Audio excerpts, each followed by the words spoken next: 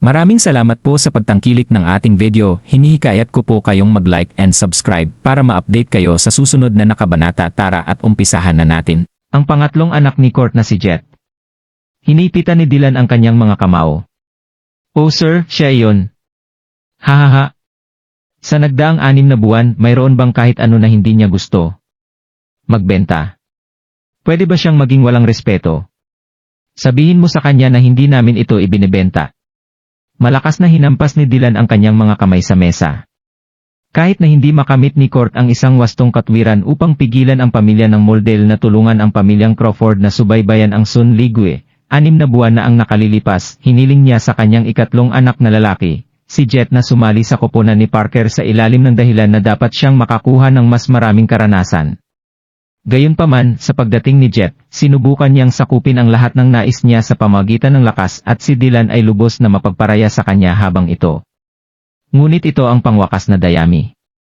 Pero Master, Court Moldel ay ang kanyang mga mata sa pamilya Crawford sa loob ng mahabang panahon ngayon. Kung hindi nasiyahan si Jet at sinusubukan na magdulot ng problema para sa amin, maaaring magtapos ito sa isang sakuna para sa amin. Walang magawa ang sagot ng butler. Okay, ayos. Fine. Ibigay mo sa kanila. Maaari niya itong makuha kung nais niya ito. Hinawakan ni Dylan ang kanyang kamay ng walang tiyaga. Isang bagay na nagkakahalaga ng $123 milyon ay wala sa mga mata ni Dylan. Maging sa hanggat maaari, siya ay naiinis pa rin sa walang kamali-mali na pagpapakita ni Jet ng kawalang galang. Ngunit wala siyang pagpipilian, siya ba? Paano ito? Pumayag ba si Dylan dito? Ang isang magarbong mukhang binata na may mga paa na tumawid ay tumulo ang kanyang saa sa labas. Pagbati, Moldel.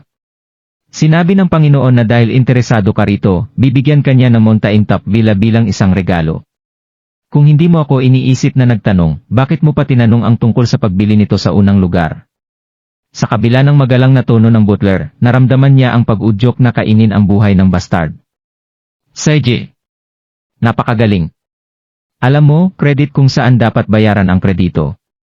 Si Dylan Crawford ay isang tao na nakakaintindi sa katotohanan ng mga bagay. Kailangan kong ibigay sa kanya iyon. Mga kapatid, umalis na tayo. Iiwan natin ang nakakainis na lugar na ito, at pumunta sa Mayberry City ng ilang araw. Sinabi ni Jet habang naglalakad siya palayo sa isang nakaganyak na paraan sa harap ng kanyang mga tauhan. Sa isang restaurant sa isang maliit na bayan sa lalawigan ng Salford. Ito ay isang restaurant na katulad ng isang farmhouse convert dinner. Ito ay dahil matatagpuan ito sa tabi mismo ng isang malawak na bundok. May isang malaking ilog na dumadaan sa kabilang panig ng bundok. Ito ay talagang isang magandang bundok na may malinaw na tubig na kristal. Kaya, maraming mga tao mula sa tinatawag na itaas na klase ay madalas na pumupunta rito upang maglakbay at galugarin ang lugar. Kahit na ano ito, kailangan mong bigyan ako ng paliwanag ngayon. Alam mo ba kung gaano kamahal ang aking damit? Tama yan. Hilingin sa iyong boss na pumunta rito. Punasan mo? Siguro ikaw ay may sakit at pagod sa pamumuhay. Ito ba? Ang isang babae sa kanyang 30s na may mabibigat na pampaganda sa kanyang muka ay humawak sa kwelyo ng isang kabataan at tumanggi siyang bitawan. Sumigaw siya ng malakas sa kanyang tainga. Ito ang nangyari. Mayroong 7 hanggang 8 tao sa kanilang grupo. Ang isang sulyap ay sapat na upang sabihin na ang mga ito ay hindi iyong average na mamayan na sumusunod sa batas.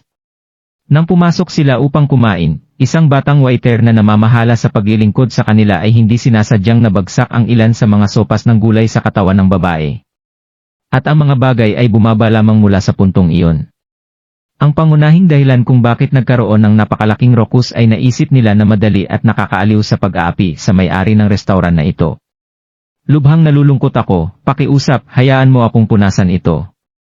Humingi ng paumanhin ang kabataan ng pasulong siya upang punasan ang sopa sa kanyang damit. Sampal? Hindi inaasahan, sinampal ng babae ang batang lalaki sa kanyang mukha.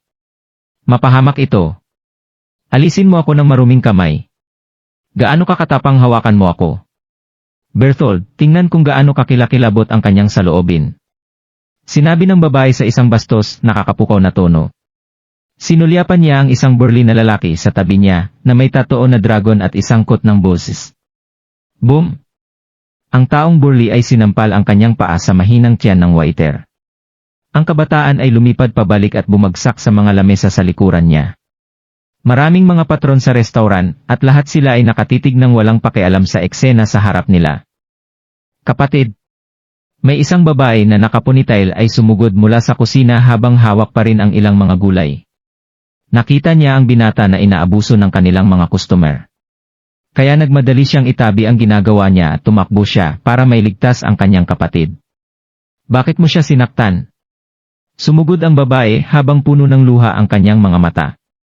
Bakit namin siya sinaktan? Humph! Tingnan ito. Dinilaan niya ang aking damit. Ano ang mali sa iyong restaurant? Paano ka makakapag-upa ng tulad ng isang walang kabuluhang waiter na katulad niya? Humihingi lang siya ng pagkatalo sa puntong ito. Mapahamak ito. Sabihin mo sa akin, ano ang gagawin mo ngayon? Kung hindi ka umubo ng pera bilang kabayaran, maghanda upang makita ang iyong restaurant na lahat ay sumabog. Malamig na sinabi ng babae. Huwag basagin ang shop. Mangyaring? Pakiusap ko sa iyo. Ang mga kabataan ay tumulo ang luha habang siya ay humagulgol sa kanilang paanan. Kapatid, huwag gawin yon. Sabik na sinabi ng batang babae. Ang batang babae ay mukhang siya ay nasa kanyang unang 20s. Siya ay isang masipag at matalinong batang babae. Ginawa nito ang lahat ng mas madali upang mapang-api ang maliit na pamilya na ito. Ang grupo ng mga thugs ay naging mas agresibo nang mapagtanto nila ito. Ang mga kalalakihan sa likuran ni Bertold ay nagsimulang mag-losening ng kanilang mga kasukasuan at pag-crack ng kanilang mga knuckles, habang inihanda nila ang kanilang sarili para sa isang away. Ang mga taong nakaupo sa paligid nila ay nagsisimula ring magalit. Malinaw na ang mga mahihirap na kapatid na ito ay hindi alis ng walang pagkatalo. Gaano kaawa-awa? Ano ang mali? Bakit may away? Sa sandaling iyon, ang isang binata na may suot na takip ay dumating sa labas sa isang dikuryenteng tricycle kasama ang isang babae. Malinaw silang lumabas upang bumili ng ilang mga gamit para sa kusina. Nang makita ng babae ang laban na nangyayari sa loob, mabilis siyang tumalon mula sa electric tricycle at bumagsak sa restaurant. Sa kabilang banda, ang binata sa labas ay medyo kalmado at binubuo. Nagnanakaw siya ng isang sulyap sa mga tao sa loob ng restaurant habang pinakawalan niya ang mga gamit na may isang sigarilyo na nakalawit sa pagitan ng kanyang mga labi. Nanay, sinalakay nila siya. Nagmamadali ang sinabi ng batang babae. Nanay, sinaktan nila ako, sabi ng binata habang siya ay patuloy na humihikbi sa sahig. Hunter, huwag matakot. Nandito si nanay. Sino ang nagbigay sa iyo ng karapatang pindutin siya? Labis ang pagkabalisa ng babae sa oras na ito. Sino ang nagbigay sa akin ng tama? Ang iyong hindi ka nais-nais na anak na lalaki ay nagpadumi ng aking mga damit para sa pag-iyak ng malakas. Sumagot ang babae gamit ang kanyang mga braso na tumawid sa harap ng kanyang dibdib. Mga damit lang sila. Babayaran kita. Sabihin mo sa akin kung gaano mo gusto. Sa palagay mo ay lalayo ka sa paghagupit sa aking anak. Huwag kailanman. Bakit hindi ka nagtanong sa una? Ako, si Maria, marahil ay isang biyuda, ngunit hindi ako isang taong nais mong magulo, sumigaw sa ina ng binata. Fine. Hindi ka optimistiko. Sasabihin ko sa iyo kung ano ito. Ito ay isang produktong Hermes. Isang bagong tatak sana. Sinusuot ko ito sa kauna-unahang pagkakataon ngayon at nagkakahalaga ng $14,000. Sumagot ang babae. Nang marinig ito ni Maria, ang kanyang pagmamataas ay kumawala.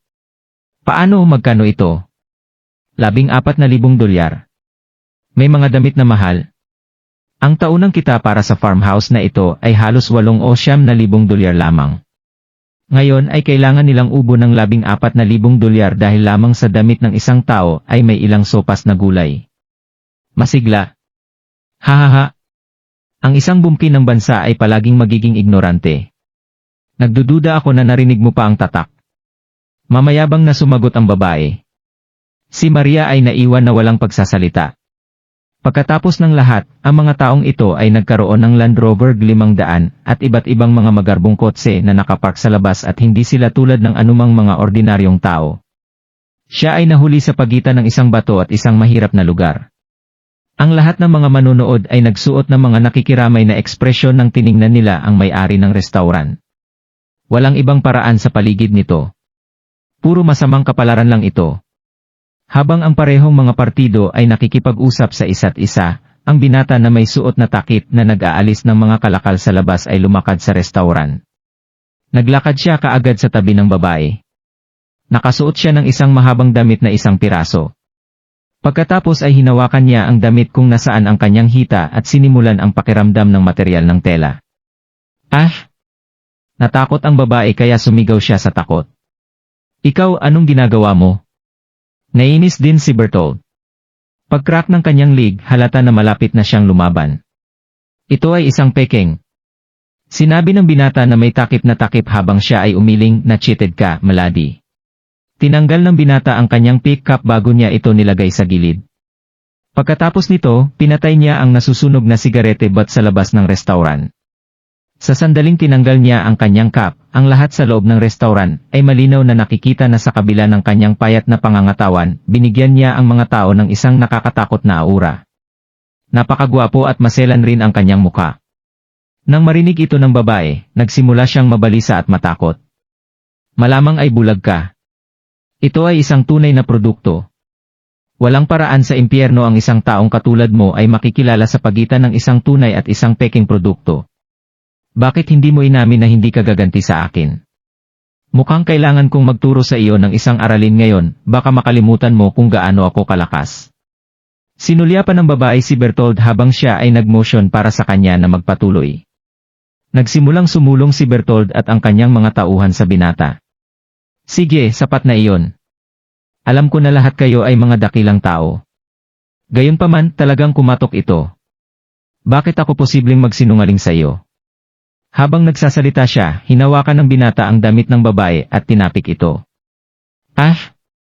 Nagsimulang sumigaw ulit ang babae. Tingnan mo kung naniniwala ka sa akin. Ang isang tunay na produkto ng Hermes ay gawa sa mga hilaw na materyales na ginagamot sa espesyal na pangangalaga. Ngunit tingnan ang iyong damit. Malinaw itong ginawa mula sa pang-industriya na koton. Dapat bumili ka ng isang peking mabuti sa isang lugar, tama. Nagkakahalaga ito ng $310. Sinabi ng binata. Gusto ng babae na sumigaw sa kanyang mga tainga. Gayunpaman, natigilan siya nang marinig niya ito. Si Bertold, na malapit nang magsara sa kanya, ay natigilan din. Ang kanilang dalawa ay nagpalitan ng sulyap sa isa't isa. Ito ay dahil ang lahat ng sinabi ng binata ay tama. Ito ay talagang isang peking produkto na binili nila ng $308 sa isang pagbebenta ng diskwento. Kaya, maaari ka lamang naming mabayaran ang $310 ng higit. Sinabi ng binata na may matagumpay ng ngiti. Tia Maria, magdala ng $310 dito. Ay! Tumango si Maria. Ibinigay ng binata ang pera kay Bertold. Nahiya si Bertold sa pagiging publiko na pinapahiya ng batang ito sa harap ng napakaraming pares ng mga mata. Ang nakatikim sa kanya ay ang katotohanan na siya ay kumuha pa rin ng pagkakataon na mapunit ang damit ng kanyang babae. Gaano katindi ang itinuro niya ng malakas na ang kanyang babae ay nakasuot ng murang damit na kumatok. Kung aalis siya ng walang ginagawa, kung gayon siya, Bertold, ay mas mamamatay na lang. Okay, binata. Magandang mata mo, kailangan kong ibigay sa iyo iyon. Gayunpaman, kahit na ito ay talagang kumatok, bakit mo kailangang mapunit ang damit ng aking babae? Babaguhin kita sa isang darn kriple para sa paggawa nito. Si Bertold ay fuming mula sa mga tainga. Nang walang babala, ipinadala niya ng diretso ang kanyang kamao sa mukha ng binata. Boom! May tunog. Hinawakan ng binata ang direktang kamao ni Bertold. At pagkatapos, hinigpitan niya ang kanyang pagkakahawak sa kamao. Ouch! Masakit iyon. Pakawalan mo ang aking kamao. Sumigaw si Bertold sa sakit. Nabigla siya. Madali niyang maiangat ang taong ito sa lupa, ngunit paano niya maaring magawa ang sobrang lakas gamit ang kanyang mga daliri lamang? Gusto mong lumaban? Pagkatapos ay dapat mo lang sinabi. Sumagot ang binata na may banayad ng ngiti. Matapos iling ang kanyang pulso ng bahagya, nagsimulang mag-click at yumuko ang mga braso ni Bertold sa kakaibang anggulo. Pagkatapos nito, binigyan ng binata si Bertold ng isang bahagyang sipa at siya ay dumulas sa kanyang likuran ng walang kahirap-hirap. Ouch! Ang braso ko. Si Bertold ay tumulo sa sakit. Ang kanyang mga subordinates ay lahat ng dumbfounded. Ang pakikinig sa lahat ng masakit na bitak ng anggisantes ng binata ay nakakakuha ng kamao ni Bertold ay napagtanto sa kanila kung gaano kalakas ang tila hindi nakakapinsalang tao. Nang makita kung paano lumipat ang katawan ni Bertold, alam nila agad na ang kanyang braso ay nawala. Wala sa kanila ang nangahas na ilipat ang isang kalamnan. Ayos lang. Hindi na ito sasaktan pagkatapos ng ilang sandali. Sinabi ng binata habang siya ay nag-squat sa tabi ng malaking tao. Si Bertold, na walang tigil na sumigaw, ay tumingin sa kanyang kakilakilabot na braso bago napagtanto na wala na siyang nararamdamang sakit. Gayunpaman, ang awkward na posisyon ng kanyang braso ay baluktot sa mukhang talagang nakakatakot. Kasabay nito, nakita niya ang binata na nakangiti ng walang pakialam sa kanya. Pinupukaw ng panginginig ang kanyang gulugod nang magsimula siyang mapagtanto kung gaano kamangha-mangha ang ngiti ng lalaki. Sinimulan niya ang pagpapawis ng labis tulad ng sinabi niya, "Ikaw, ano ang gagawin mo sa akin?" Ngumiti ang binata habang tinatapik niya ang balikat ni Bertold. "Bertold, sa napakaraming mga customer sa paligid, wala akong magagawa sa iyo. Hindi ka ba humihingi ng kabayaran? Halika. Bakit hindi tayo lumalakad sa labas at pinag-uusapan?" Natakot si Bertold. Ang babae ay nagsisimula na rin makaramdam ng takot. Natatakot siya na baliin din ng binatang ito ang kanyang braso tulad ng ginawa niya kay Bertold. Sumunod siya sa likuran ng binata habang naglalakad sila sa likuran. Sa wakas ay nakarating sila sa isang shack sa kanilang likuran. Thud! Sinara ng binata ang mabibigat na pintuan sa likuran nila. Ang kanilang dalawa ay nanginginig sa takot. Ngunit wala silang ibang pagpipilian. Pagkatapos ng lahat, hindi pinapayagan ni Bertold ang kanyang braso na manatili sa paraang ito. "Mas mahusay mong ayusin ang aking braso para sa akin. O hindi kita papayagan. Bakit hindi ka lumibot at magtanong?" Hindi mawawala si Bertold sa kanyang pagmamalaki ng madali. Kaya, nagpatuloy siya sa pagsasalita ng isang pagalit na hitsura sa kanyang mga mata. "Okay, sapat na iyon. Sinabi ko na sa iyo na alam ko kung gaano ka kalakas ang dalawa. Kaya, pag-usapan natin ang mga bagay." Ginambala siya ng binata bago niya matapos ang pagsasalita. "Hey! Hanggat inaayos mo ang braso ng aking lalaki, hindi kami hingi ng anumang kabayaran." Sabi ng babae. "Sampal?" Sinampal ng binata ang babae sa buong mukha niya. Ang babae ay gumuho sa lupa matapos matanggap ang sampal. Dumating ito nang bigla na lang itong natigilan sa kanya. Nasa loob siya ng isang disorienting estado na siya ay nanatili sa lupa, nakatitig sa isang nakagulat na hitsura sa kanyang mukha. Nang hindi hinihintay na makaganti ang kanyang lalaki, nagpatuloy ang binata sa ibang braso ni Bertold. Sa huli, pareho ang mga braso ni Bertold na ganap na nabigo at maaari lamang siyang mahiga sa lupa habang siya ay nanghihina sa sakit. Natatakot siyang nakasulat sa buong mukha niya sa ngayon. "Paano mo gustong pag-usapan ang mga bagay?" Ang binata ay nagtanong nang may isang pahiwatig ng puot sa kanyang tono. Hindi na namin pinag-uusapan pa. Hayaan mo na lang tayo. Hindi namin nais na talakayin pa." Sumagot si Bertold dahil sa takot. "Paano ang tungkol sa $310? Nagtanong ang binata. "Ibabalik ko ito sa iyo. Kami hindi na namin ito gusto." Wala silang magagawa upang takutin ang binata na ito. Hindi ito ang unang pagkakataon na dumating si Bertold na naghahanap ng problema, ngunit alam niya na iba ang oras na ito. Sa oras na ito, siya ay talagang naghukay ng kanyang sariling libingan. "Sige na. Tandaan na malinaw na ibinibigay mo ito ng kusang loob. Hindi ko pinilit ang inyong dalawa na gawin ito." Sinabi ng binata. "Oo, ito ay kusang loob. Kusang ginawa namin ito." Sa oras na ito, hinila ng binata ang $310 na ibinigay niya kay Bertold ngayon mula sa kanyang bulsa. "Bukod doon, pareho kayong tumama kay Hunter sa labas ngayon. Wala akong pakialam sa sasabihin mo, dapat mong bigyan kami ng $310 upang masakop para sa kanyang mga gastos sa medikal, tama? Dadali namin siya sa ospital upang makakuha ng isang pag-scan at iba pa.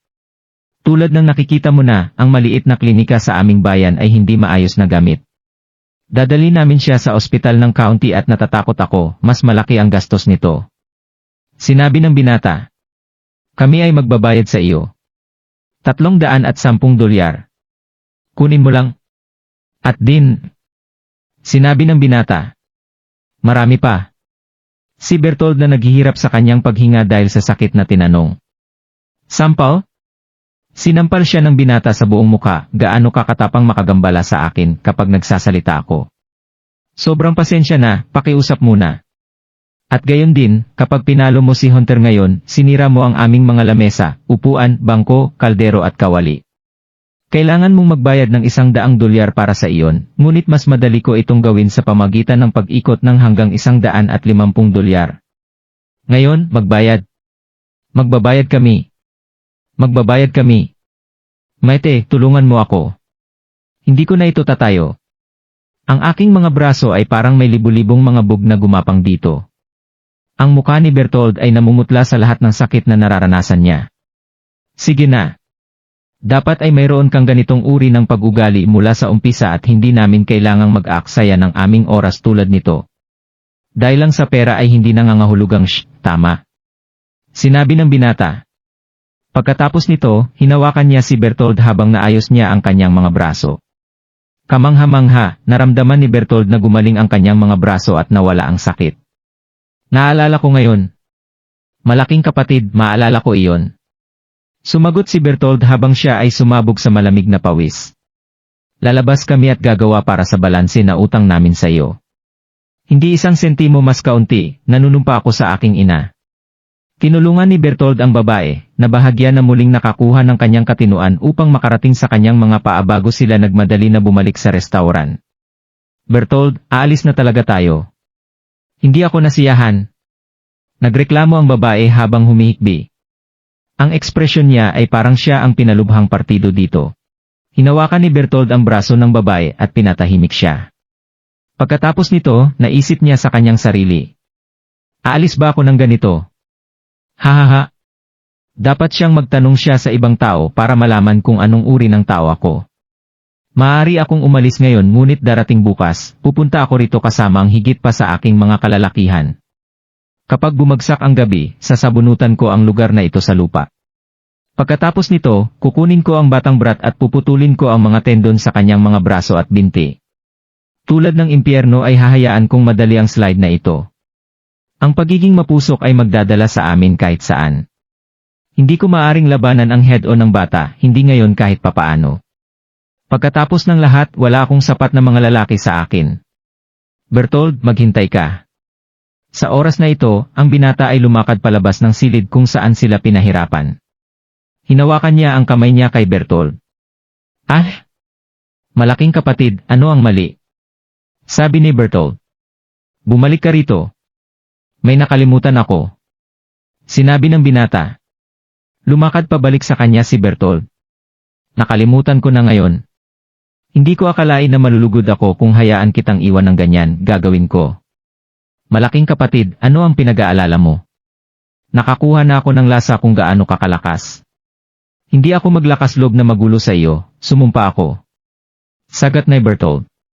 Bagaman ang binata ay mukhang siya ay nasa paligid ng 22 taong gulang, si Bertold ay walang pagpipilian kundi ang sumangguni sa kanya bilang kanyang malaking kapatid na walang respeto at takot. Hindi ka maaring maglakas loob na magulo sa akin ngayon ngunit paano kung bumalik ka at mapakilos ang higit pa sa iyong mga kalalakihan? Ano ang dapat kong gawin kung magpasya kang bumalik at sirain ang aming shop sa kalagitnaan ng gabi? Hahayaan mo ba akong umalis kapag nangyari iyon? Sino ang nakakaalam? Siguro magtatapos ka sa paghiwalay ng mga tendon sa aking mga paa. Magtatapos ako sa pagiging kriple para sa natitirang bahagi ng aking buhay kapag nangyari iyon. Sinabi ng binata. Malawak na bukas ang mga mata ni Bertold sa kawalan ng paniniwala habang tinitigan niya ang binata na may isang dumbfounded na pagtingin sa kanyang mukha. Ski! Maaari siyang magbasa ng isip ngayon. Kung hindi, paano niya maiulit ang parehong eksaktong bagay na iniisip niya sa kanyang isipan? Naramdaman pa ni Bertold na mas petrified. Tiningnan niya ang binata na parang nakatitig siya sa diablo mismo. Malaking kapatid, bakit ko gagawin iyon? Hindi ako maglakas loob na gawin ito. Naging sagot ni Bertold. Kailangan kong makakuha ng ilang siguro, upang maging nasa ligtas na panig. Matapos siyang magsalita, hinawakan ng binata ang parehong Bertold at pisngi ng babae, bago buksan ang kanilang mga bibig. Pagkatapos nito, inilagay niya mismo ang kanyang hintuturo sa loob ng kanilang mga orifice. Ito? Ano ang pinapakain mo sa aming dalawa? Natakot sila. Tuwas isang nakakalaso na bulat. Subukan ang pakiramdam ngayon. Mayroon bang kaunting sakit sa iyong tiyan? Ang kanilang mga mukha ay naging berde. Sinubukan nilang maramdaman ito, tulad ng inuutos ng binata. Tulad ng sinabi niya, talagang nakaramdam sila ng kaunting sakit sa kanilang tiyan. Malaking kapatid, pakisabi sa aming buhay. Mangyaring ekstra ang aming buhay. Sa sandaling ito, si Bertold at ang babae ay nagsimulang magpaniking. Maayos lang. Hindi nito kukunin ang iyong buhay sa oras na ito. Sa kabaligtaran, ito ay talagang magiging malaking pakinabang sa iyong katawan. Halimbawa, ang iyong issue sa bato ay babalik sa normal ng mas mababa sa isang buwan. Tinapik ng binata si Bertold sa kanyang balikat bago siya tinanong, nararamdaman mo ba ang isang mainit na pakiramdam sa iyong mga bato ngayon? Ilang sandali pa ay naramdaman ni Bertold ang kanyang mga bato bago siya magsimulang tumango, nararamdaman ko talaga ito. Sige na. Gayunpaman, kailangan kong bigyan ka ng babala ng una. Ang tubig ay maaaring lumutang ng isang bangka, hanggat maaari itong baha ang isang bangka. Kung pareho kayong magpasya na gumanti, kung gayon ang bagay na ito ay maaari ring pumatay sa anumang oras. Maaari itong gumapang sa iyong mga panloob na organo, at ang anumang uri ng medikal na pamamaraan ay hindi makapagtipid sa iyo. Ang mukha ng binata ay tumaas sa ilang segundo. Ang dalawa sa kanila ay labis na natakot na ang kanilang mga binti ay nanginginig na sa takot. Malaking kapatid, naiintindihan ko na ngayon. Naiintindihan ko. Tumango silang dalawa. Sige na. Umalis na tayo. Sinabi ng binata. Pagkatapos nito, ang dalawa sa kanila ay lumakad sa harap ng desk sa gulat habang inilalagay nila ang $800 sa mesa bago sila umalis kasama ang kanilang mga kalalakihan. Huwag umalis. Hindi mo ba sinabi kung gaano ka kamangha-mangha? Bakit umalis ngayon? Sumigaw si Maria habang nakatayo siya sa pintuan gamit ang kanyang mga kamay sa baywang. Tumatawa siya ng buong puso habang binibilang niya ang taba ng mga bayarin. Gerald, lahat ito ay salamat sa iyo. Hahaha. Gumawa ako ng dagdag na $800 ngayon. Kailangan ko talagang umasa sa iyo pagdating sa mga hindi tapat na mga tao. Sinabi ni Maria na may ngiti sa kanyang muka habang nakatingin siya sa binata. Gerald, mangyaring sabihin sa amin kung paano mo natakot si Bertold sa oras na ito. Tama yan. Ang binata na ito ay walang iba kundi si Crawford mula sa nakaraan. Gerald. Ngumiti si Gerald bago niya sinabi sa kanila ang buong kwento. Hahaha. Pinakain mo ba talaga sila ng isang nakakalason na bulate? Tinanong ng babae. Siyempre, hindi. Pinindot ko lang ang ilan sa kanilang mga puntos ng meridian bago niloloko sila. Sumagot si Gerald sa isang hush tone. Walang ibang paraan upang makitungo sa mga taong tulad nito. Kung hindi, tiyak na babalik sila sa amin sa hinaharap. Umiling-iling si Gerald sa walang magawa na ekspresyon. Pagkatapos nito, tila isang bagong ideya ang pumasok sa kanyang isipan nang sabihin niya sa kanila, tama iyon. Halos nakalimutan ko ang isang bagay. Babalik ako sa iyo guys. Nang matapos na siyang magsalita, tumakbo si Gerald at umalis sa kanyang electric tricycle. Iba ang itsura ng babae nang tiningnan niya ang likuran ni Gerald habang siya ay naglalakad paalis. Ivy, anong tinitingnan mo? Hindi mapigilan ni Maria na magtanong nang mapansin niya ang naguguluhan na itsura ng babae. Wala akong tinitingnan. Nagpout si Ivy nang sumagot siya habang umiiling ang kanyang ulo. Si Maria ay isang dalubhasa sa mga bagay sa pag-ibig at relasyon noong siya ay bata pa. Kaya, paano niya marahil hindi alam kung ano ang iniisip ng kanyang anak na babae? Tama yan. Si Gerald ay isang nakasisindak na binata pagkatapos ng lahat. Marami siyang hindi kapanipaniwalang mga kasanayan at mabait din niya ang lahat. Sa katunayan, hindi maraming mga batang babae ang makapigil sa isang lalaking katulad niya. Sa makatuwid, hindi may iwasan na ang kanyang anak na babae ay magsisimulang magkaroon ng damdamin para sa kanya. Gayunpaman, nagbuntong hininga si Maria habang sinabi niya, Ivy, isang salita ng payo. Hindi ka makakasama ni Gerald. Una nang pinaplano ni Ivy na tanggihan at tanggihan ang mga sinabi ng kanyang ina. Ngunit nang makita niya ang matapat na saloobin ng kanyang ina, agad siyang sumagot, bakit? Wala ring kasintahan si Gerald. Sino ang nagsabi ng ganyan? Ito ay lamang na may nangyari sa kanyang kasintahan. Hindi ko talaga alam ang tungkol sa mga detalye ng nangyari ng eksakto. Gayunpaman, si Gerald ay naging isang napakalakas na tao at mahal niya ang kanyang kasintahan. Sinasabi ko lang ito sa iyo dahil ayaw kong makita kang nasasaktan. Sinabi ni Tia Maria. Nang marinig ni Eve ang mga salitang iyon, isang madilim at nag-iisa na ekspresyon ang lumitaw sa kanyang mukha. Pagkatapos nito, lumingon siya at pumasok sa kusina ng walang salita. Nasa labas si Gerald, tila sinusubukan na kumuha ng isang bagay.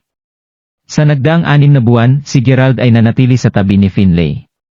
Patuloy siyang nagbabadya sa mga halamang gamot, pagsasanay at pagpapabuti ng kanyang pisikal na fitness sa buong araw.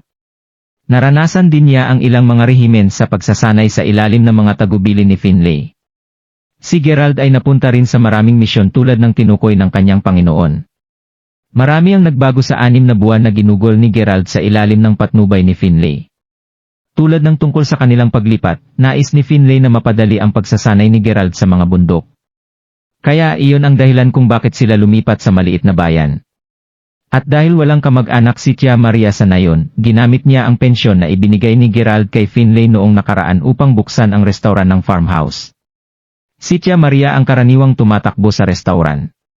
Sa nagdaang 6 na buwan, ang mga kasanayan at lakas ni Gerald ay umunlad ng malaki. Naisip niya ang maraming beses tungkol sa pag-uwi upang makita ang kanyang mga kaibigan at pamilya. Hindi ito magiging isang madaling gawain para kay Court na subukan at patayin si Gerald ngayon at masasabi din na isang napakahirap na gawain. Gayunpaman, si Gerald ay tumatakbo ng solo. Nag-iisa lang siya at wala siyang pag-asa na higit pa kung siya ay akyat laban sa malaki at makapangyarihang pamilya ng Moldel ngayon. Sa makatuwid, pinigilan ni Gerald ang kanyang pag-urong sa lahat ng ito habang ang pinakamahalagang bagay ngayon ay para sa kanya upang mapabuti ang kanyang lakas. Tulad ng para kay Finlay, bukod sa pagbibigay ng detalyadong mga tagubilin kay Gerald sa unang 3 buwan, palagi siyang malayo sa bahay. Nangangahulugan din ito na si Gerald ay palaging magsasanay sa kanyang sarili. 3 araw na ang nakalilipas, biglang umalis si Finlay nang hindi man lang nagsabi pagkatapos matanggap ang isang token. Ginamit na ito ni Gerald. Matapos makilala ang Finlay at gumugol ng mas maraming oras sa kanya, napagtanto ni Gerald na si Finlay ay talagang isang misteryosong tao. Ang mga taong kilala niya ay lahat ng nakakagulat na impluensyado, at hindi ang uri ng mga tao na inaasahan mong maayos ang matanda. Sumigaw. Huminto ang bisikleta ni Gerald sa harap ng isang kapwa binata. Fatty, nasaan ang mga item? Tanong ni Gerald. Huwag matakot, Gerald. Marvin Wadley palaging nakakakuha ng mga bagay na nagawa. Nasa loob ng bag. Ang kapwa chubby ay walang iba kundi si Marvin. Nang bumagsak sa kanya si Gerald, siya ay binubuli ng isang walang awa na grupo ng mga estranghero, kaya bilang isang kaibigan, kailangan niyang pumasok at mailigtas ang kanyang asno. Nangyari lamang na nangyari na sa tuwing lumabas si Gerald upang maisagawa ang kanyang mga gawain, susubukan niyang mangisda para sa ilang dagdag na kita. At si Marvin ang eksaktong uri ng tao na iyong hahanapin pagdating sa pangingisda para sa kita. Tinapik ni Marvin ang kanyang bag habang tumalon siya sa electric tricycle. Kailangan nating gawin ito sa lalong madaling panahon. Sabi ni Gerald. Pagkatapos nito, dumiretso siya sa kalye kung saan nagbebenta sila ng mga antigong item. May isang dayuhang antigong nasa loob ng bag, sinamsam ito ni Gerald mula sa personal na koleksyon ng isang negosyanteng dayuhan. Siyempre, ang negosyante mismo ay hindi rin isang mabuting tao. Ang pagsasanay ni Gerald ay higit sa lahat ay binubuo ng mga naturang aktibidad na makukuha sa pamagitan ng iligal na paraan, mga item na nakuha sa parehong labag sa batas. Wala nang ibang pagpipilian si Gerald kundi gawin ang ginawa niya. Hindi niya makontak ang pamilyang Crawford ngayon, at dahil talagang kailangan niya ng pera, ito ang susunod na pinakamahusay na bagay na magagawa niya. Silang dalawa ay pumasok sa antique shop. May isang matangkad na babae na may mahabang buhok at makikita na nakatayo ito sa counter. Tingnan mo ito. Magkano ang halaga ng jade bracelet na ito? Tinanong ng babae. Itinaas ni Gerald ang kanyang mga kilay nang marinig niya ang boses ng babae. Hindi kaya siya ito? Bukod pa dito, ang likuran ng babae ay nakaharap sa kanilang dalawa. Sa makatuwid, nanatiling tahimik si Gerald, Sa halip, nakaupo lang siya sa waiting area sa tabi ng dingding. Ang tindero ay isang sobrang timbang na tao sa kanyang 50. Siya ay may isang maliit na balbas at din ng isang kahabag-habag na hitsura na permanenteng nakakabit sa kanyang mukha.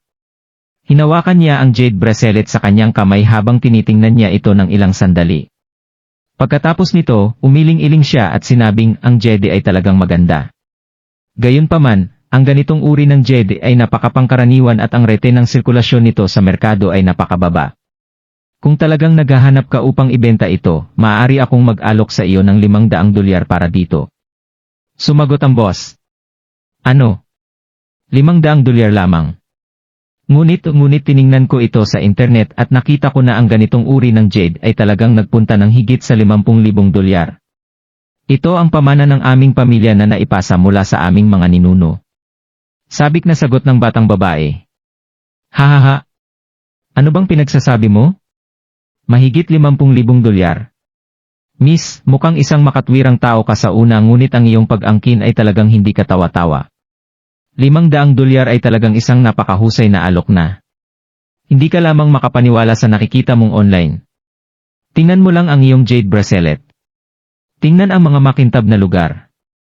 Hindi sa palagay ko nagkakahalaga ngayon na nabanggit ko ito. Kung hindi ka naniniwala sa akin, nagkakaroon ako ng isang jade bracelet na gawa sa parehong eksaktong material tulad ng iyong jade bracelet. Ibinibenta ko ito sa $1,500 ngunit kumpara sa iyo, na ang jade bracelet ay may mas mahusay na kulay. Kinuha ng batang babae ang pulseras ng jade at maingat itong sinuri. Ito ay tulad ng sinabi niya, ang material ay mukhang magkapareho. Sa oras na ito, sinabi niya na sabik, ngunit boss, kailangan ko ng pera ng madali. Malubhang may sakit ang aking ina at nasa kagyat na pangangailangan ako ng pera ngayon. Maaari mo bang bigyan ako ng $1,200 para dito kahit papaano? Batay sa iyong tuldik, masasabi ko na hindi ka mula sa lalawigan ng Salford. Dapat kang mula sa timog, tama? Bakit? Narito ka ba upang humingi ng tawad kay Master Jenkinson na tratuhin ang sakit ng iyong ina?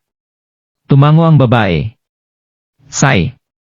Tulad ng nakikiramay ako sa iyo, kung bibigyan kita ng $1,200 para dito, ako ay nagdurusa ng malaking pagkawala. Bakit hindi natin ito gagawin? Bibigyan kita ng isa pang $300 para dito. Babayaran kita ng $800 para sa jade bracelet. Kung hindi iyon sapat, hindi ko iniisip kung paano pa ako makakatulong sa iyo. Sumagot ang boss. Ilang sandali lang naisip ng batang babae. Pagkatapos nito, hinaplos niya ang kanyang mga ngipin at sinabi, sige na. Kung bibigyan mo ako ng $800, kukunin ko ito. Hoy! Sa oras na ito, ang batang babae na labis na nasiraan ng loob at nagagalit ay biglang nakaramdam ng isang tao na tumatapik sa kanyang balikat. Tumalikod siya upang makita kung sino ito na tinawag sa kanya. Nang makita niya ang batang lalaki na nakatayo sa likuran niya, ang mga mata ng batang babae ay nagagalak sa kasiyahan. Nagulat siya at labis na nasisiyahan sa parehong oras. Gerald. Ito ba talaga? Gerald. Nagsimulang tumalon ang batang babae. Naomi. Halos hindi kita nakilala. Sinimulan ni Gerald na malumanay ang ulo ni Naomi. Ang babaeng ito ay si Naomi Milton. Ang buhok ni Noemi ay malinaw na mas mahaba kumpara sa kung paano ito nauna. At tila siya ay lumaki ng isang maliit na matangkad. Hindi nakakagulat na tunog niya ang pamilyar nang una siyang pumasok sa shop. Ngunit bago makita ang kanyang muka at kumpirmahin ang kanyang hinala, pinigilan ni Gerald na ilantad ang kanyang pagkakakilanlan. Sa pagsasalita nito, hindi pa niya nakita si Noemi mula nang umalis siya sa Mayberry City. 6 na buwan ang lumipad sa isang sulyap ng isang mata. Si Noemi ang kanyang matalik na kaibigan noong sila ay bumalik pa sa universidad. Sa katunayan, siya pa rin ang kanyang matalik na kaibigan ngayon. Hindi kita nakita sa mahabang panahon. Sinabi ni Gerald na may ngiti. Tama iyan, Gerald. Narinig ko ang sinabi ni Felicity na may nangyari sa iyo at na ang iyong kinaroroonan ay hindi alam. Isang sorpresa ang makita ka dito sa lalawigan ng Salford. Sinabi ni Noemi na may malabo na mga mata. Humakbang siya at binalot ang mga braso niya kay Gerald. Malumanay na tinapik ni Gerald si Naomi sa kanyang balikat habang sinabi niya, gumaganda ako. Tingnan mo ako, walang mali sa akin, tama? Sa pamagitan ng paraan, hindi Felicity at nagsimula ka ng isang kumpanya ng magkasama. Bakit ka? Nagtataka si Gerald. Pinunasan ni Noemi ang luha sa kanyang muka. Pagkatapos nito, sumigaw siya at sinabi, Gerald, baka hindi mo alam ito, ngunit Felicity, may nangyari kay Felicity. Ano? Anong problema Felicity? Anong nangyari? Nagmamadali si Gerald nang makita niya ang ekspresyon ni Naomi. May dumadaloy na mga luha muli sa kanyang pisngi at hinaplos ni Naomi ang kanyang bibig gamit ang isang kamay habang dahan-dahang sinimulan niyang ipaliwanag kung ano ang naganap mga kalahating taon na ang nakalilipas pagkatapos ng paglaho ni Gerald. Madaling napigilan ng pamilyang Crawford ang unang daloy ng balita tungkol sa paglaho ni Gerald, ngunit sa kalaunan ay nalaman rin ito ng mga tao. Mula ng panahon na iyon, ang alingaw-ngaw pagkatapos ng tsismis ay nagsimulang mag-pop up at kumalat sa paligid tulad ng wildfire. Ang ilan sa mga alingaw-ngaw ay inaangkin na si Gerald ay inagaw. Sinabi pa ng mas malakas na tsismis na siya ay pinatay. Sa mabilis na pagkalat ng mga alingaw-ngaw, ilang oras lamang bago si Felicity at ilang iba pang mga kakilala ni Gerald ay nahuli ito. Si Felicity at Naomi mismo ay lalo na naging mas nababalisa kumpara sa iba. Dahil dito, hindi na sayang ni Felicity ang oras na nagpapahayag na makarating siya sa ilalim ng insidente. Dahil siya ay dating nahulog para sa kanya, talagang hindi misteryo kung bakit siya ang determinadong hanapin siya. Gayunpaman, kung ano ang tunay na nangyari kay Gerald, at bakit nangyari ito sa kanya. Kahit na ang dalawang batang babae ay nanatili sa isang gulat na estado ng matagal, sa huli, nagpasya si Felicity na magtungo sa North Bay kasama si Naomi. Nalaman nila na kailangan muna nila ng isang mas malinaw na larawan ng buong insidente bago pa nila masimulan ang pagsisiyasat, at kung sino ang mas mahusay na magtanong kaysa kay Chairman Lyle. Pagkatapos ng lahat, alam nilang pareho na bumalik siya sa North Bay pagkatapos mawala si Gerald. Dahil doon, si Lyle ay simpleng halata na goto. Pagdating doon, mabilis na tumungo ang dalawang batang babae sa kumpanya ni Zack. Gayunman, sa kanilang pagkadismaya, natagpuan nila na si Chairman Lyle ay umalis na para sa isang paglalakbay sa negosyo noon. Nang makita ang walang ibang mga pagpipilian, sa wakas ay nagpasya si Felicity na gamitin ang kanyang pinakamahusay na koneksyon upang makatulong sa kanilang pagsisiyasat. Ilang sandali pa, ngunit sa kalaunan ay pinamamahalaan niya upang makakuha ng tulong mula sa isang senior executive na nagtrabaho para sa Zack. Matapos sumang-ayon na magkita sa lobby ng hotel, tumungo ang dalawang batang babae at naghintay sa kanya. Sa kasamaang palad para sa kanila, isang binata ang nangyari upang tumawid sa mga landas sa kanila sa araw na iyon. Nakakakita kung gaano kaganda ang dalawang batang babae, ang tuso na kabataan ay agad na sinubukan ang paghagupit sa kanilang dalawa. Nang mabigo iyon, inutusan niya ang kanyang mga tauhan na pilitin na idrag ang mga ito sa labas ng hotel. Mula sa libog na tingin sa kanyang mga mata, malinaw na ang rape ay ang tanging bagay sa kanyang isipan. Gayunpaman, ang dalawang batang babae ay gaganapin ang kanilang lupa. Hindi sila madaling bumaba. Sa kalaunan ay kinakabahan si Felicity kaya't medyo nahirapan siya sa braso ng kabataan. Ang kabataan ay labis na nagagalit sa pamagitan nito kaya't kinaladkad niya siya hanggang sa tuktok ng gusali, kasama ang kanyang masamang nasugatan na braso, bago siya itapon mula sa bubong. Ang kadena ng mga kaganapan ay nakababahala na kahit na ang mga Crawford ay nalaman ito, at kahit na si Chairman Lyle ay sumugod sa sandaling narinig niya ang balita, sa huli, hindi talaga siya nakakatulong. Tulad ng nangyari, ang kabataan na pinag-uusapan ay may malaking kapangyarihan at impluensya. Dahil dito, hindi rin siya tumatanggap ng parusa sa kanyang masasamang gawa. Kahit na siya ay walang pag-iingat na binalak upang hanapin si Gerald sa anumang paraan na magagawa niya, sa huli, natapos si Felicity sa isang posisyon na parang kaawa-aya bilang Gerald. Habang ang takbo ng buhay ni Felicity ay nagpapatatag pagkatapos ng maraming gabi ng mga doktor na walang tigil na nagtatrabaho upang mailigtas siya, siya ay sadyang nakaranas ng maraming pinsala. Bilang isang resulta, kahit na hindi siya nasa panganib na mawala ang kanyang buhay, maaari lamang siyang umiral sa isang vegetative state ngayon, at mananatili siya sa estado na ito sa buong buhay niya. Para bang hindi sapat ang mga bagay, ang kumpanya ni Felicity ay nadisband sa lalong madaling panahon. Sino talaga ang taong ito? Tanong ni Gerald, ang kanyang tono ay matigas habang pinataas niya ang kanyang ulo. Habang siya ay napuno ngayon ng galit, napuno din siya ng kalungkutan. Pagkatapos ng lahat sa pagiging Mercy Crawford, Gerald ay may kamalayan na pareho siyang hindi pinansin at hinayaan ang maraming tao. Si Felicity ay tiyak na isa sa kanila. Sa kanyang pagtataka, ang dalawang batang babae ay talagang nag-aalala tungkol sa kanya mula nang marinig nila na nawala siya. Ano pa, ang tanging dahilan kung bakit si Felicity ay nasa kanyang kasalukuyang estado ay dahil nais niyang tulungan siya. Napahid ng luha niya, sumagot si Naomi, narinig ko ang iba na nakikipag-usap sa kanya bilang Marjet model. Kahit na tinanong ko si Chairman Lyle kung bakit hindi kailangang tumanggap ng responsibilidad si Jet sa kanyang mga aksyon, si maganap na hindi pinansin ni Lyle ang tanong, sinabi sa akin na mabilis na bumalik sa Mayberry. Jet model, paulit-ulit na Gerald habang naramdaman niya ang kanyang kanang takip ng takip mata. Nang tinanong niya ito tungkol dito, nalaman ni Gerald na may 3 anak si Court. Ang isa sa kanila ay si Jet. Kaya't muli itong Court at ang mga models, yung Gold Gerald, clenching his fist tight. Hindi matatapos ang Felicity sa ganitong paraan kung hindi napilitang lumabas si Gerald sa kanyang sariling tahanan. Alam na napuno si Gerald ng napakalaking sama ng loob. Gayunpaman, agad siyang nakaramdam ng awa kay Naomi nang makita niyang nalulungkot ito. Bilang isang resulta, nagawa niyang sandali na sugpuin ang kanyang sama ng loob. Well, ikaw, Naomi? Anong uri ng sakit ang meron sa nanay mo? Tanong ni Gerald. Pagkatapos bumalik sa Mayberry sa ilalim ng proteksyon ni Chairman Lyle, hindi nagtagal ay napagtanto ng nanay ko na may nakuha siya na kakaibang sakit.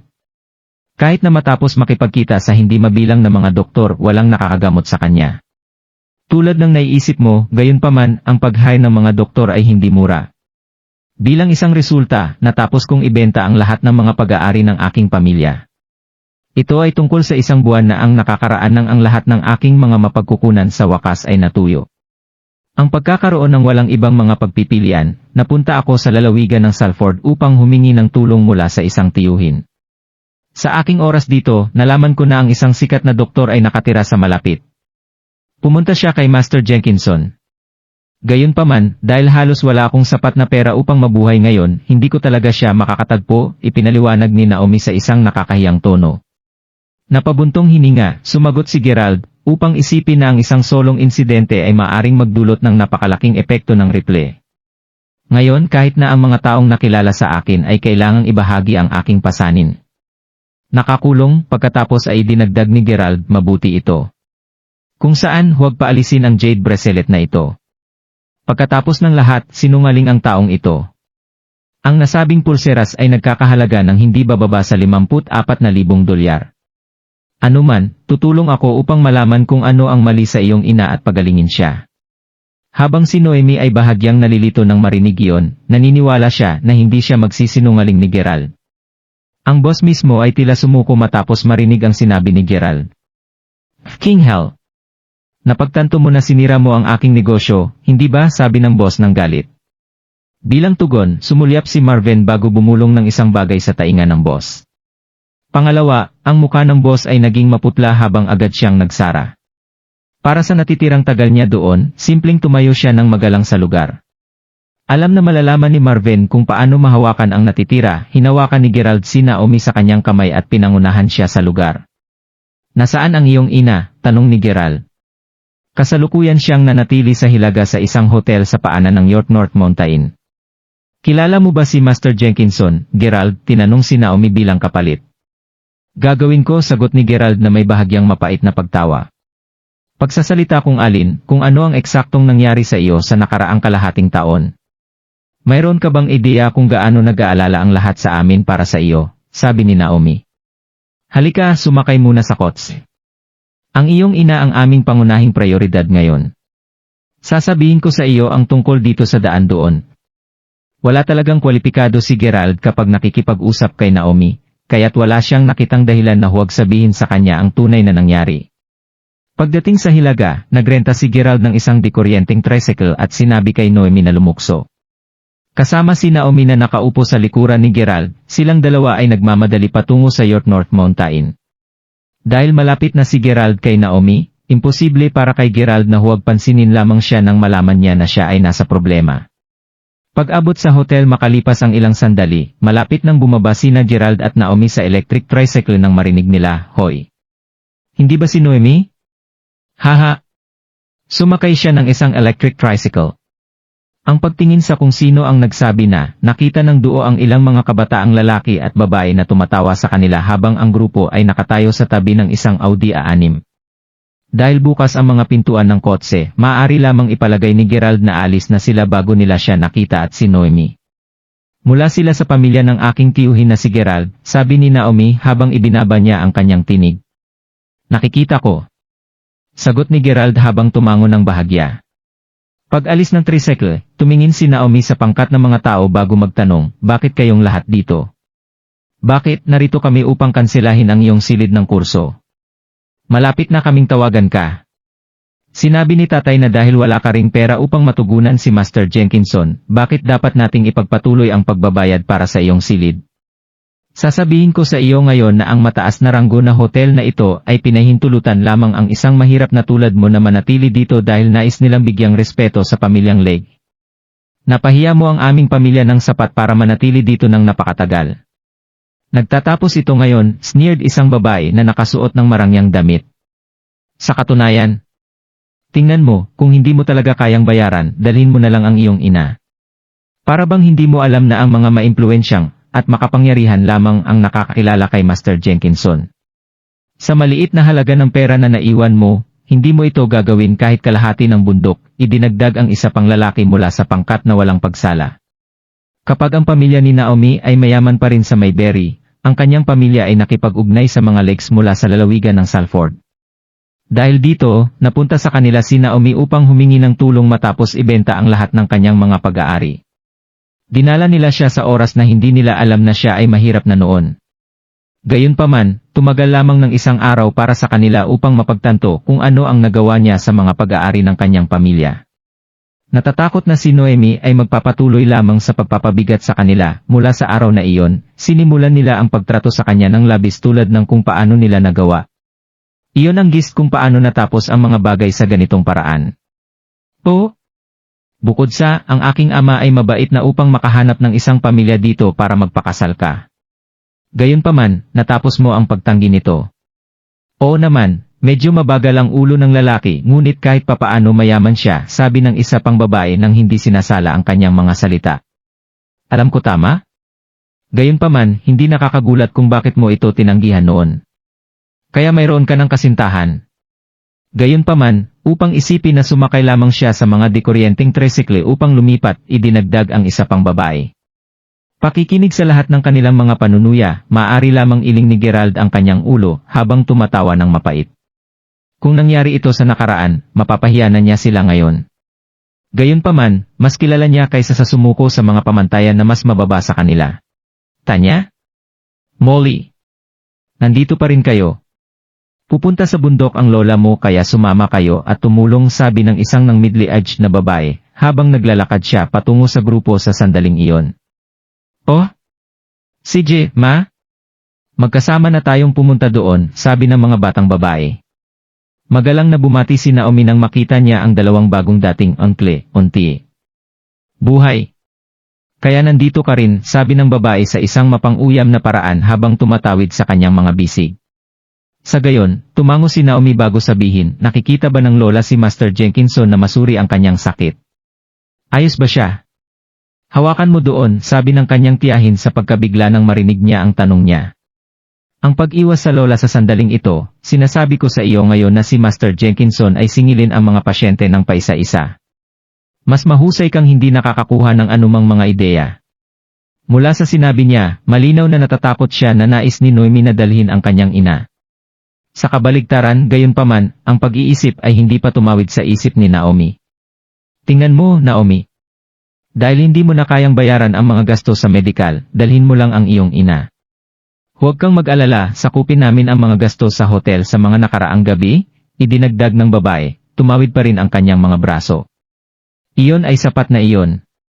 Tulad ng para sa iyo, Naomi, mas mahusay na magtungo ka lang at alagaan ang iyong ina, sabi ng kanyang tiyuhin sa isang kaswal na tono. Tulad ng malapit na siyang umalis kasama ang kanyang mga anak, ang isang pinahabang kotse na marahan ay dahan-dahang huminto sa harap ng hotel. Nang magbukas ang pintuan ng kotse, isang kilalang-kilala at magalang na nasa gitnang may edad na ang lumabas bago tumingin kay Georgie at nagtanong, magandang araw, Ginoo. Tama bang ipalagay na ito ay ang York North Mountain? Ang lugar kung saan nakatira si Master Jenkinson. Yamang si George ay pangulo ng maraming pabrika ng kasangkapan sa lalawigan ng Salford. Sapat na ang nakita niya sa mundo upang malaman na ang gitnang may edad na nakatayo sa harap niya ay isang pambihirang tao. Alam na pagkatapos ay magalang siyang sumagot, magiging tama ka. Nakikita ko. Salamat sa iyong oras, sabi ng lalaki habang tumango siya ng bahagya. Well, Duncan. Ito ba ang lugar?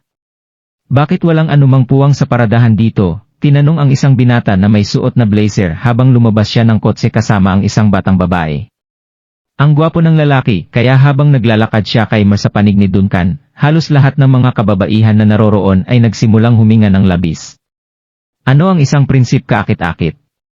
Tulad ng para sa babaeng lumabas ng sasakyan kasama niya, pareho siyang matangkad at payat. Habang siya ay napakaganda din, ang bahagyang kawalang saysay na inaasahan niya sa kanyang mukha ay sapat na upang gawin ang sinumang tumingin sa kanya na medyo panahunan. Oo, ito ang lugar, sagot ni Duncan kasama ang isa pang bahagyang tumango. Habang tinitingnan ni George ang kabataan bago tumango ng isang ngiti, kapwa sina Tanya at Molly, na nakatayo pa rin sa tabi ng kanilang ama, cast flirtatious gazes sa guwapong binata. Sa kanilang pagkabigo, hindi man lang niya ito tinitingnan. Kaninong electric tricycle ito? Ilipat ito sa tabi upang maaari kaming magpark dito, sabi ng kabataan habang pinakawalan niya ang kanyang kurbatang habang nakatingin sa paligid bago itinuro ang tricycle. Naririnig iyon, ang security guard na nakatayo sa pasukan ng hotel ay agad na tumakbo at itinulak ang tricycle. Bilang isang resulta, ang tricycle ay nagsimulang lumipat sa sarili nitong at sa wakas ay tumigil sa sandaling ang isa sa mga gulong nito ay tumama sa isang malaking bato. Nang makita iyon, sina Tanya, Molly, at iba pa ay nagsnort. Ikaw, sabi ni Noemi na galit. Ano ang ibig sabihin nito? Gayunpaman, hinilalang siya ni Gerald bago umiling-iling sa kanya. Ipataas na natin ang bundok, sabi ng dalaga sa halip. Kasama nito, ang dalawang kabataan ay nagsimulang suportahan ang isang matandang lalaki sa labas ng kotse. Ang matandang lalaki mismo ay may isang masalimuot na kutis habang ang grupo ay dahan-dahang nagsimulang umakyat sa bundok. Halika, magkasama tayo sa kanila, sabi ni Georgie sa kanyang sariling pamilya.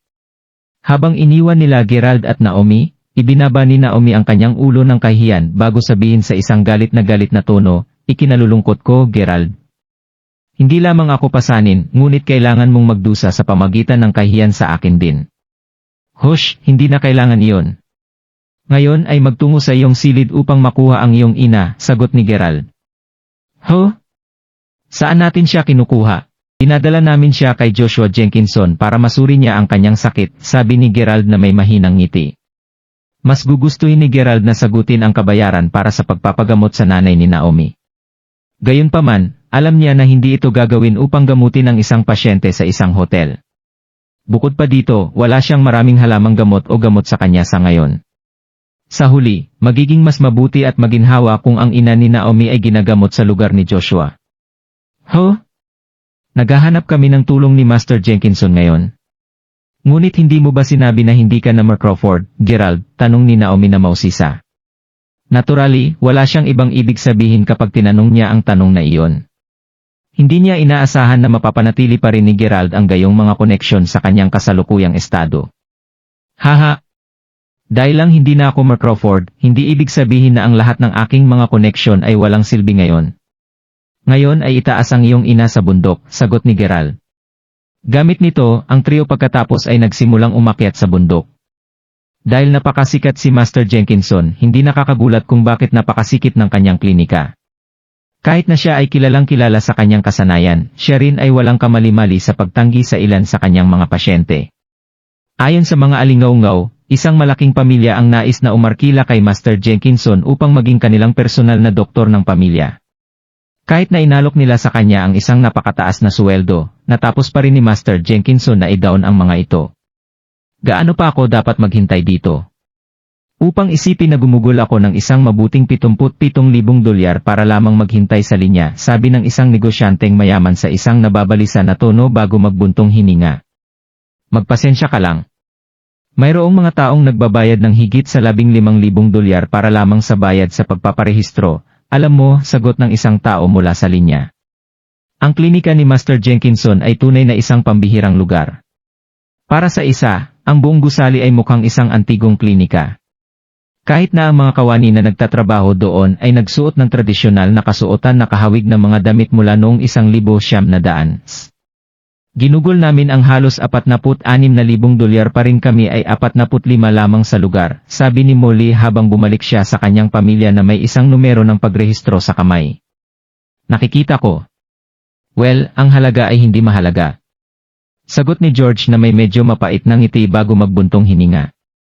Upang isipin na ang 46,000 dolyar ay para lamang sa bilang ng pagrehistro. Kailangan pa nilang magbayad ng mas mataas na bayad para sa diagnosis sa sandaling ito ay tapos na. Bakit kailangan nating magbayad para lamang maglinya dito? At bakit may mga taong nagbabayad ng iba't ibang halaga para sa bayad sa pagpaparehistro? Napansin ko ang iba na nagbabayad ng 15,000 dolyar, 46,000 dolyar, at 77,000 dolyar, tanong ng malamig na babae mula pa noon. Well, ito ay tulad ng pagbid. Mahalaga, mas mataas ang babayaran mo, mas mabilis kang masuri, sagot ni George. Oh?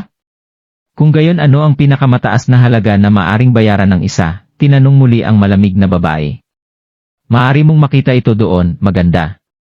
Ang nangungunang 3 kliyente ay nakasulat doon kasama ang kanilang mga bayarin sa pagpaparehistro. Hayaan mo na lang akong lumipas at magkaroon ng hitsura. Holy Carpi! Ang pinakamataas na bayad sa pagpaparehistro na ginawa ay 230,000 dolyar, sabi ng isa sa mga pinsan ni Naomi na malinaw na sinusubukan na palugdan ang babae. Salamat. Paghahanap, sige at magbayad ng 770,000 dolyar sa lugar ng pagrehistro, sabi ng babae, habang tumango siya ng bahagya sa guwapong kabataan. 770. Kahit papaano, ang silid ay tahimik na sapat sa sandaling iyon para halos lahat marinig ang sinabi ng babae. Bilang isang resulta, sumunod ang isang napakalaking kaguluhan. Sa lalong madaling panahon gayunpaman, ang ingay ay namatay muli kahit na ang lahat ay tinitingnan siya ngayon sa pagtataka. Si Quest mismo ay lumakad papunta sa lugar ng pagpaparehistro, at swiped ang kanyang debit card sa makina na inihanda doon. Kapag nabayaran ang halaga, bumalik siya kasama ang numero ng pagrehistro na nagkakahalaga ng 770,000 dolyar. Gamit nito, malinaw na sila ay magiging una sa linya ngayon. Mayaman sila, sigaw ng maraming tao sa pagkabigla. Habang ang lahat ay nanatiling flabbergasted, si Molly, na ganoon lang nangyari upang lumingon sa sandaling iyon, biglang sinabi, "Nanay. Tumingin sa likod namin. Sinundan talaga nila kami dito." Habang lumingon ang tiyahin ni Naomi sa direksyon na itinuturo ng kanyang anak na babae, sabik niyang sinabi, "O aking Diyos. Ano ang ginagawa mo, Naomi? Alam mo ba kung nasaan ka ngayon?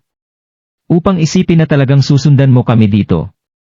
Bakit sa mundo ay kailangang kumapit sa amin si Naomi at ang kanyang pamilya tulad ng mga linta?" Tulad ng malapit na niyang pangutya kay Naomi, isang kawani ang lumitaw bago sabihin, "Ang aming taimtim na paghingi ng tawad, mga kababaihan at mga ginoo, ngunit ang master ay maaari lamang mag-diagnose ng 2 pang mga pasyente ngayon. Kapag natapos na, magsasara na kami para sa araw. Bukod sa unang 2 kliyente, ang natitira ay maaaring umalis at bumalik muli bukas." "Ano? Hiniling mo lang sa amin na bumalik bukas," sabi ni George, natigilan. Ang natitirang mga kliyente ay naiwan na stupefied pati na rin sa sandaling narinig nila iyon. "Hindi kami aalis. Maghihintay lang kami dito hanggang sa handa na ulit na tratuhin muli ni Master Jenkinson ang mga pasyente," inihayag ng mga tao doon, isa-isa. "Mangyaring maging maingat, mga kababaihan at mga ginoo. Naiintindihan mo na maraming sa iyo ang gumagawa ng isang rokus dito na hindi maganda para sa aming mga recuperating na pasyente na kasalukuyang nasa likuran. Pagkatapos ay tatahimik kami. Bukod, lahat kami ay nagbabayad na ng labis para sa bayad sa pagpaparehistro," sabi ng ilang mga negosyante doon sa mga nag-aalalang tono. Naturally, inilagay nito ang miyembro ng kawani sa isang medyo mahirap na posisyon. Tama na sila. Dahil kailangan nating magbayad kahit na nasa linya, dapat nating isaalang-alang ang lahat ng mga kliyente sa VIP. Sa halip na hilingin sa amin na umalis, dapat mong habulin ang mga hindi nagbabayad upang magparehistro. Iyon ay dapat nalimasin ang masa ng kaunti. Tiyak na mananahimik din kami, idinagdag ng tiyahin ni Naomi. Matapos sabihin iyon, agad siyang tumingin kay Naomi. Ang kanyang pagkilos ay malinaw na naintindihang ng staff member sa kung ano ang sinusubukan niyang ipahiwatig. Pwede niyo bang ipakita ang inyong registration number sa akin? Tinanong ng isang staff member habang naglalakad siya patungo sa grupo ni Gerald. Wala kaming ganoon. Sabi ni Naomi habang inalog niya ang kanyang ulo sa kahihiyan. Pagkatapos ay magtungo doon upang magbayad para sa isa, sabi ng kawani habang ang kanyang tingin ay lumago ng medyo malamig. Wala kaming pera para doon. Sabi ni Naomi habang kinakagat niya ang kanyang ibabang labi. Ano? Pumasok na lang kayo sa lugar na ito. Hoy, tingnan mo ang paligid mo. Bakit ka pa pupunta dito kung wala kang pera? Tama yan. Ang ganda pa naman niya. Masyadong masamang kumikilos siya sa ganitong paraan. Marami sa mga negosyante sa lobby ay nanginginig ngayon sa kanilang mga ulo na hindi pagtanggi sa mga ngiti sa kanilang mga mukha. Gerald, Naomi. Bakit hindi na tayo aalis ngayon, sabi ng ina ni Naomi habang siya ay nakatikim sa manggas ng kanyang anak na babae. Pagkatapos ng lahat, alam niya na nagpapahirap lang siya para sa kapwa Gerald at sa kanyang anak na babae. Hindi na kailangan iyon, madam. Iiwan mo lang ito sa akin, sagot ni Gerald habang lumingon siya sa kawani ng kawani bago sumulyap sa kanyang sariling malamig na tingin. Sigurado ako na bago ka rito, kaya hayaan ko itong slide. Hilingin na lumabas si Joshua Jenkinson. Sabihin sa kanya na ang isang binata na may apelido ng Crawford ay naghahanap sa kanya. Ikaw. Gaano kakatapang na address ang master sa pamagitan ng kanyang pangalan? Ano ang ibig mong sabihin ni Crawford? Ikaw. Bastos mong tao, ikaw, sagot ng kawani sa kanyang pagkabigla. Ang iba pang mga negosyante sa silid ay nagbahagi din ng parehong pakiramdam, at lahat sila ay nakatingin sa Gerald ngayon na may mga dumbfounded expression sa kanilang mga mukha. Tingnan mo lang ang taong ito. Kung natapos ni Master Jenkinson na naiinis sa kanyang kalokohan, kung gayon walang sinuman ang makakasalubong sa kanya ngayon, sabi ni Molly ng malakas. Tila nasisiyahan siya sa gasolina ng apoy. Naririnig iyon, ang iba sa silid ay agad na nagalit. Tama siya. Saan nagmula ang taong ito?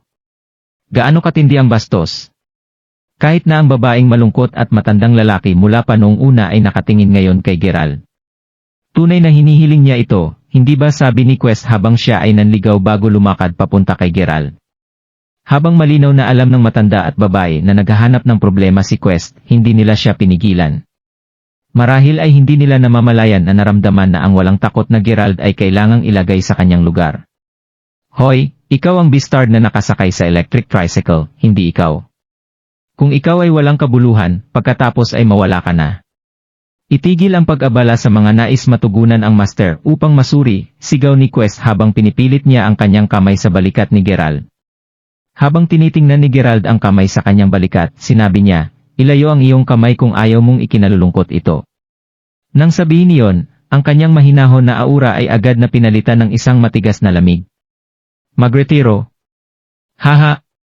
Natatakot ako na hindi mo alam kung ano ang ginagawa ko para mabuhay, sneed Quest habang sinimulan niya ang pagpapalakas ng puwersa ng kanyang palad. Sa kanyang pagtataka, napagtanto lamang niya na tumagilid ng bahagya si Gerald bago marinig ang isang nakakasakit na crack. Ang tunog na sumunod ay ang nagagalit na pag-iyak ng sakit mula sa Quest. Agad siyang umatras mula sa kung saan siya ay tumayo habang hinawakan niya ang kanyang pulsing kamay habang sumisigaw, "Maaking kamay."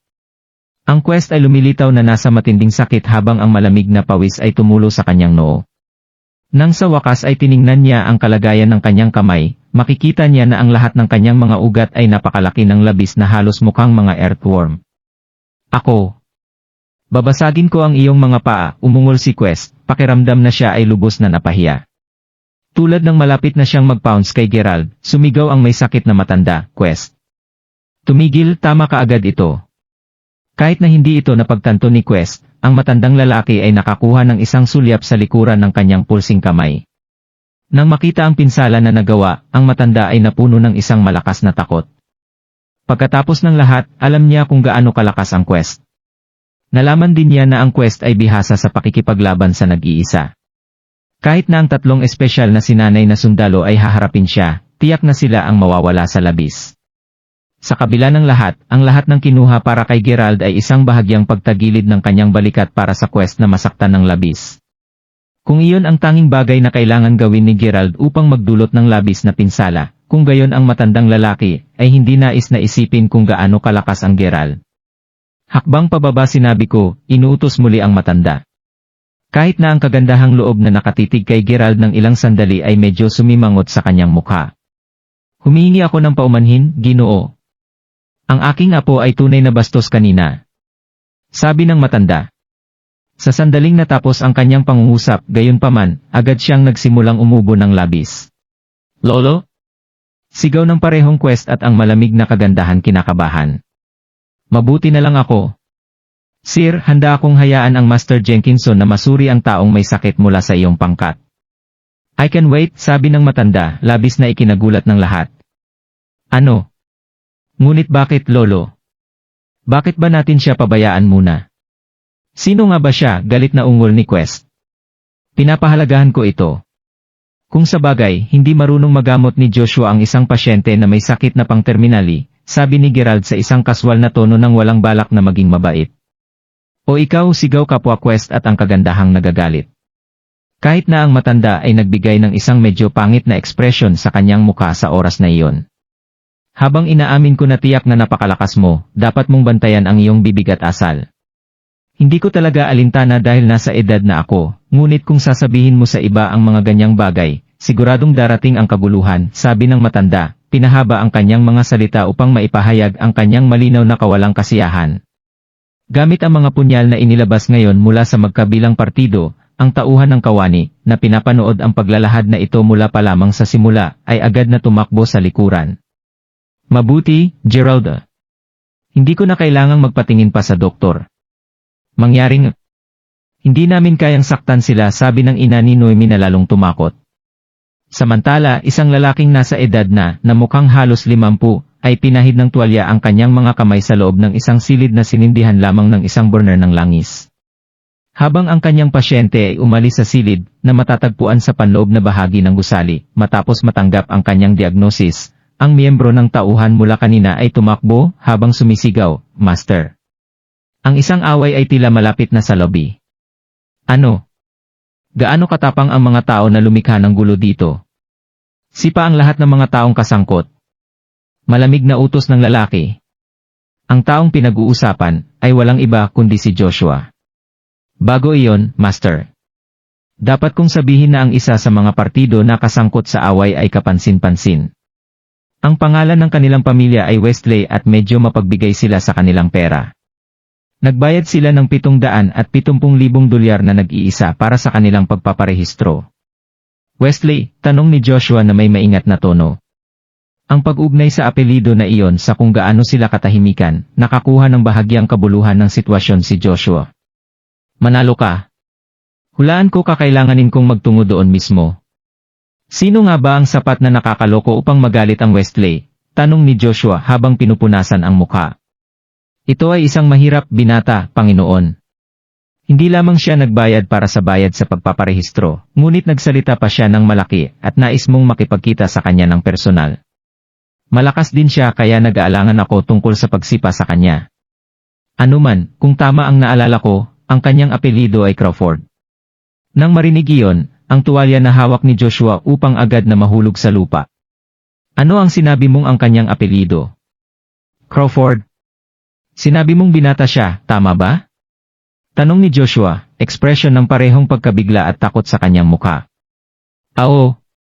Sumagot ang kawani, malinaw na nagsisimula sa pakiramdam takot. Maari ba talaga itong siya, sabi ni Joshua sa kinakabahan na tono bago kaagad tumakbo papunta sa lobby na medyo excited.